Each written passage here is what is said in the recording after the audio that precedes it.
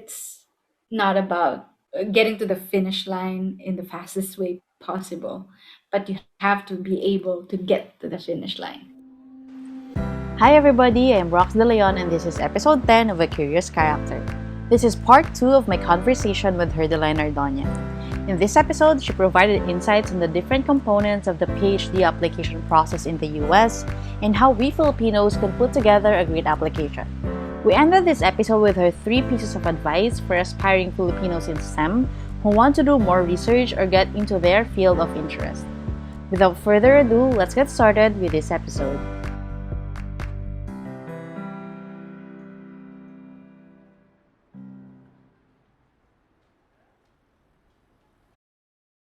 It's been great just like hearing about what you had to go through coming all the way from the Philippines and now moving to Hopkins and going to Boston and then now going to sunny California and moving now moving on to like the second part of this conversation that we have is more on navigating graduate school as an international student. If um, I would like to talk about tips from you, maybe more general tips on the application process. And of course, it's up to the listeners to take everything with a grain of salt and just filter what they think is useful for their scenario. And yeah, if you could shed some light on the different components of the application process and how they could prepare for it as soon as they realize that they wanted to go to graduate school.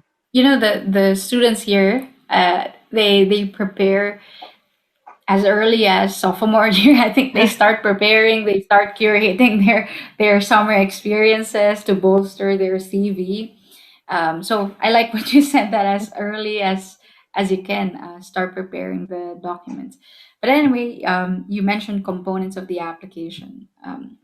So the components of the application, you can easily find that in the website Mm. of each of the school that you're applying to. There are different requirements for different schools, so you should definitely check it out and make sure. I think the number one advice that I would give everyone is do your homework. Make sure that you've read about the school, you've read about the department, and you've read about the research groups that you want to join, that you're interested in. So components, so CV, and then you are also required to fill out some essays. In other universities, you have a separate personal statement and a separate statement of purpose. In some, it's just one whole essay. And then I've also applied to some universities wherein there are like short paragraphs Mhm. asking about different aspects of your trajectory, your motivation, your future plans, and things like that. So CV, essays, and then tests. Right now, many schools are trying to waive the GRE requirement. So some programs might require a GRE subject specific, and then there's also the GRE general, which has an analytical, like an essay, a verbal, and a quantitative component. And then there's TOEFL, or I think for European schools and some Australian schools, it's IELTS. So proof for your English proficiency, um, and then recommendation letters. And yeah, I think that's it. It's more fresh to your mind, Rox. Did I miss Right. anything? Yeah, I think that's pretty much it. And I can't emphasize enough how important it is to really know why someone is applying for graduate school. And I think the essays really help a lot with that, just making the applicant reflect on, do I really want to do this PhD and embark on this like 5 year journey It's of doing research? helpful for the admissions committee, but it's Yeah. also helpful for the student. I remember that it just, yeah, it made me reflect as to why I really wanted to pursue a PhD program.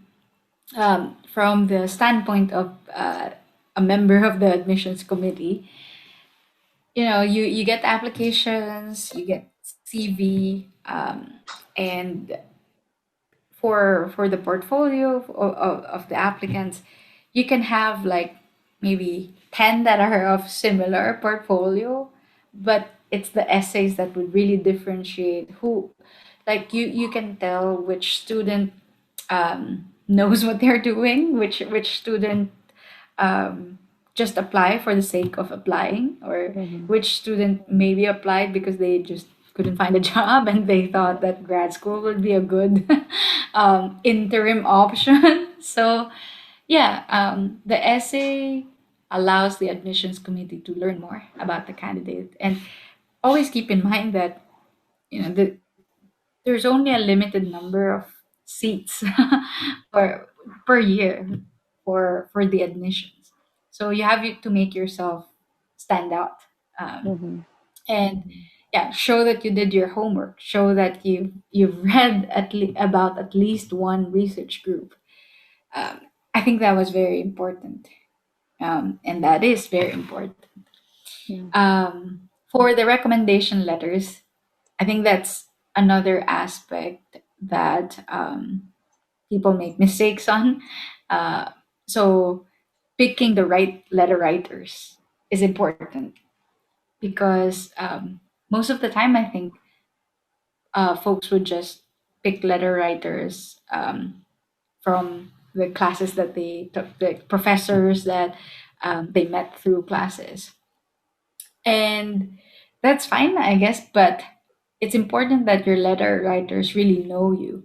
So if it's your professor from a class of 100 students and you didn't really do well, even if you do well, like what can they talk about? Your good performance in the class.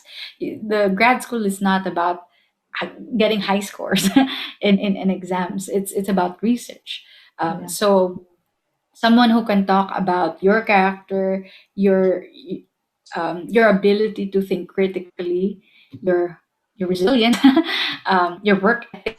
Those are important things to talk about in a letter. Because again, the admissions committee is screening not only your CV but you overall as an applicant. So your essay is your chance to talk about yourself and your motivation and your research interest and how how a PhD can help you in your long-term goals. But your letter writers will help you. Well, they will talk about your work ethic, your character, your ability to think critically. Yeah. So at the end of the day, all of those should come together. It should be a cohesive package, Yeah. and should show that you have the you are capable and you have the right motivation for doing a PhD, Yeah. and that your research interests really fit their department or their program, because you don't want to submit an application to a department. For example, if you're an applicant that wants to do computational research, no matter how excellent of an applicant you are, if that department doesn't have a professor that works on theory, then you won't get in. And it would be embarrassing if you submit an application to that type of department because it shows that you didn't do your homework. Yeah. So Yeah, and you said it yourself earlier how students in the US would learn or realize that they want to go to graduate school as early as their sophomore year of undergrad, whereas us in the I Philippines, we think don't some really, of them, right? if some of them even like as soon as they started their freshman year, they know, Yeah, oh, I need to do this and this, the yeah, research experiences, the summer experiences, which, yeah, as you were saying, like we don't have the same experience as yeah, them. We don't have the same opportunities as them, which is kind of frustrating. yeah. um, But then but personally, I feel like one part of it is because in the US, they pay so much for their education. So they really want to know, like before they actually go to college, they want to have an idea that what they want to do because they will take all this loan and such. Whereas at least for our case in the Philippines, we don't pay as much for our education. And I don't know, it can be like of a disadvantage for those who are not so familiar with the path of going to graduate school and all that, and especially if you're yeah, applying for I this guess it's a university. factor. Mm-hmm. Yeah, it's a factor, definitely, I guess. Um, but all I'm saying is that the differences in opportunities. Yeah. So by the time that you're putting in your application, other students, especially those that are US based, have had more training opportunities than you, have had um, research experiences in the labs of professors who are much more well known Mm-hmm. than our professors at home, or I guess I should say that it was more of the the equipment, the resources that they have. They are exposed to all those kinds of things. So at a certain point, you can't really do anything about it, right? But you can do something about your application. Yeah. So all I'm saying is that you might be starting at a disadvantaged uh, background. So try to do your best to put together a perfect application, Right. because it is not impossible to get into to good universities. You just have to prepare a good application and show that that you have the right background. Yeah. Because I think academically we are as prepared, if not more prepared, by other, as compared to other students here. So I guess all I'm saying, like whatever I'm saying earlier about the disadvantaged background, I'm not saying that to discourage or to decrease everyone's confidence about application. That's not the goal. All I'm saying Yeah. is that we can be equally prepared, especially in terms of the academic preparedness. But we just have to do our best for the application so that our applications can stand out. Right. Despite those disadvantages that we had, um, what can students do, either undergraduate or master students in the Philippines? What can they do to make the most out of their experience or the resources that they have in the Philippines to succeed or get into a good uh, university in the US, you think? Research experience, if that's something that you can get, Uh-huh. then that would be great. And then preparing your applications early. That's something that is also in your control. But you're right that there are some aspects that are out of the student's control. So I feel like it's more of, I guess, a systemic issue. So with that, I hope that I guess there will be more opportunities for students for collaborations with labs outside the country, so that students can see like research whatever's happening outside their home university. Um, and then now that there's LinkedIn and there's a lot of virtual conferences happening, maybe take advantage of those virtual avenues, um, because who knows, like you might be able to meet people through those virtual events or virtual platforms that can help you get connected to the right person, that could give you an opportunity, like a summer research opportunity, or even introduce you to your PhD advisor in the future. So yeah, it's definitely tough to define, like and find out which things are under your control and which things you don't have control over.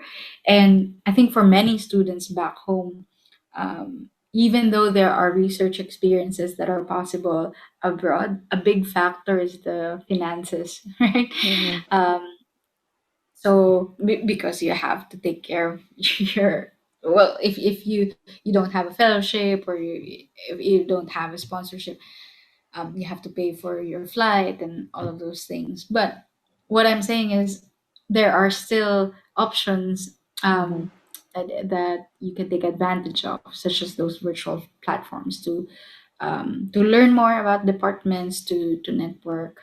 And of course, the other thing that is still under your control is trying to read as much as you can about research topics.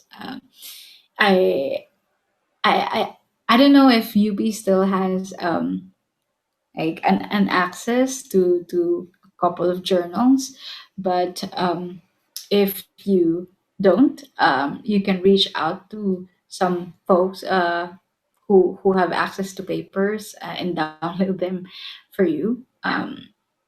So yeah. Yeah. Fortunately, our library has a lot of access now to journals, and Oh, it's great. true. Yeah, when you build relationship abroad, I've met several professors in the College of Engineering who did their PhD in the US and then came back, bringing with them those new connections. I always ask this to people that I invite here in the podcast is what are the three pieces of advice that you would give for aspiring Filipinos in STEM who want to do more research and get into the field of, say, for your case, chemical and biomolecular engineering? Three pieces of advice. Well, one would be stick to the science. um, there are a lot of challenges within the lab and also outside of the lab that could be outside of your control. Um, but I guess always remember why you are there or why you are doing that, and think about what excites you the most about the science or the research that you do, um, and use that to fuel your energy so that you can keep going. I think you've probably, or maybe your listeners have probably heard this saying before, that a PhD program is more of like a marathon. It's not a sprint. So my second that would be my second piece of advice would be to pace yourself. It's not about getting to the finish line in the fastest way possible, but you have to be able to get to the finish line. Mm-hmm. So that, and then I don't know. I think the third would just be to enjoy what you are doing, and I guess that is kind of already tied to what I was saying. But the first point that I said about stick to the science may not always apply to the third point that I said, because some people, it's not only the science or the research that they enjoy about the Mm-hmm. program, but there are also other factors like the camaraderie that you build, the idea of doing bench work, and other things, right? So yeah, so I guess the third point would just be try to find the thing that you enjoy the most about that trajectory.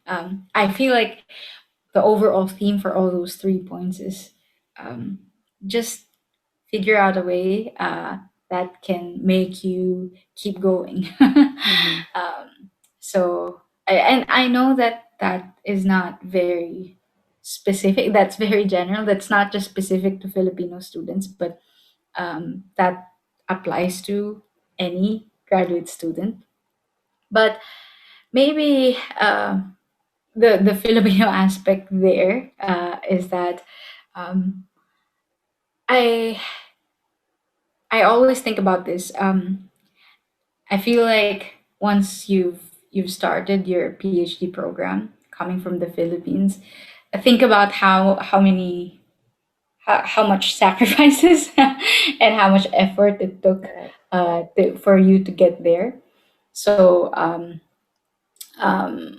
what what can make you can keep going, so that you won't, I don't want to say you won't waste the opportunity, but so that you won't let go of the Yeah. opportunity. Mm-hmm. um, and and I guess other people um, think about if it doesn't give you too much pressure, and if it energizes you, then it would also be nice to to think about uh, the idea of you representing your culture in STEM, in the STEM community, just because there's not that many of us, at least for now, Mm-hmm. uh, that that would pursue a STEM career. It's still not a very popular um, career option for Filipinos. But hopefully, through the things like initiatives like your podcast and other initiatives that I see online, hopefully that it will get more popular, because I really think that there's some power to prioritizing science to help boost the improvement of our society and even our economy. So I hope that people would see that more in the Yeah. future. Yeah. And speaking of that, any resources that you would recommend that they can, access or learn more about, maybe to learn more about STEM and, maximize their chances of enjoying the field? Well, we've talked a lot about graduate program application. Yeah. So I guess and I should really promote the grad map program, and I really applaud the people who started it and who are Yeah. organizing it. I think it's not only a place to get resources, but it's becoming a community. So, Community. and that's actually how we met, right? So, Yeah. and through that, I've met other people as well. So, um, yeah, I mean, there are lots of resources that you can find already through GradMap, and that's just one phase, giving you information about the application. But the research itself, I think, as early as you can, start reading papers about the research topic that you're interested in. Start learning about the big players in the field, the scientists, the professors who work Mhm. in your field, um, and and getting a sense of the trajectory of that field that you're interested in. What are the challenges? What are the gaps that need to be filled? So things like that. That could be too much for an undergrad, but at least try to start reading the literature as early as possible. Um, Yeah. no, I think there's Pinoy scientists in well, it started in Tumblr, but now in Instagram, highlighting the lives of Filipino scientists and researchers all over the world. Um, Yeah, I think there are a lot of other initiatives that people can find online, and I really hope that people would start paying attention to these platforms. Yeah, this has been a very wonderful conversation. So maybe to end this episode, can you share like where can people learn more about your research, what you do, and all that stuff? Oh, I do have a website for my own research group. So it's my first name, last name, HerdelineArdoña.com. There's a longer URL that is tied to the university, but that's the Yeah. shorter URL. Yeah, you can find some information there. But just as a disclaimer, I just started this year, October this year, so there's not much research that has been going on yet in my lab. But you can take a look at our team, what our research themes are, and there are also some links there about my university, UC Irvine. So yeah, you can check that website to Yeah. learn what my group is up to. And I just want to say that I would be happy to always be a resource for any Filipino who's applying to graduate school, or even trying to find out how to apply for a postdoc or a Mm-hmm. faculty position here in the US. Yeah, I think the application t- uh, as a postdoc or towards a postdoc and application for faculty positions. That's probably worth another podcast. Another, That's a yeah, different conversation. But I do think that it's more relevant to first, right, encourage more people to pursue graduate programs, whether yeah, in the Philippines or abroad, whatever suits your field or works for you. Because I know there are many, many aspects and considerations for making a decision where to apply for your PhD. yeah, Um, but yeah, we need to really work on that pipeline, right? right, right, Encourage more people to pursue advanced degrees in science and engineering in yeah. STEM. Definitely. And I will take that offer of being a resource person maybe in the next few years when after I get a Yeah, of PhD, course. even for myself and all. And I'm very excited to see where you'll be in the next few years as you build your lab and do more research. And yeah, Fingers crossed that fingers crossed. that Yeah. yeah.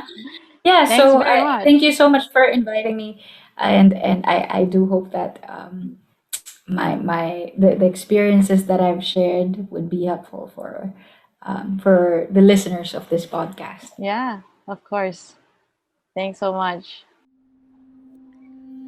That is it for this chat. If you like this episode or would like to suggest a future topic, let me know by sending me a quick message. I'm always looking for interesting conversations and hope to share more similar stories in the future. My Twitter handle is at rocksalt, that's ROXSALT. You may also send me an email at rocksalt.acc@gmail.com. Thanks for tuning in and see you in the next one.